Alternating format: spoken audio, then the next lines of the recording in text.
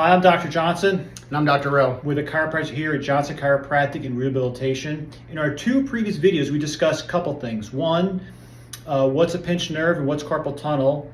Two, what exams do we perform to diagnose A, the carpal tunnel, or B, the pinched nerve? In this video here, we're going to talk about the different imaging modalities or diagnostic tools we use to diagnose the condition. If you have a pinched nerve, initially we will take x-rays of your neck. And when we take the x-rays of the neck, we can see whether you have different stages of degeneration, like we have on this chart here, that can cause that nerve pressure, nerve irritation, cause chronic pain in neck and shoulder, maybe pain behind the head and ear, and the pain down the arms, hands, and fingers. Sometimes we may use an MRI, but more often than not, x-rays are more than adequate to come to a conclusive diagnosis of what your condition is. Dr. Will is going to explain the test that can be done, but it's not really required for carpal tunnel, which is typically nerve testing.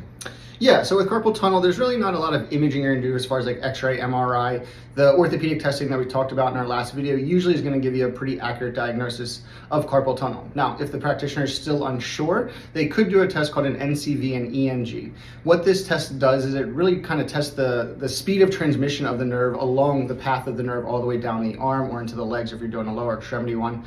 Unfortunately, this test is not very comfortable for the patient to undergo. They're just sending electrical signals down the arm. It's fairly uncomfortable. Most patients that have had it say they do not want that test again. So it's not one that we will jump to immediately, but it is a tool that we have in our back pocket if we're still unsure of what's creating this numbness and tingling to the patient's hand. But more often than not, without the test, we can pretty much have a fairly good understanding of what your condition is and begin some type of treatment to help you get the relief you're looking for.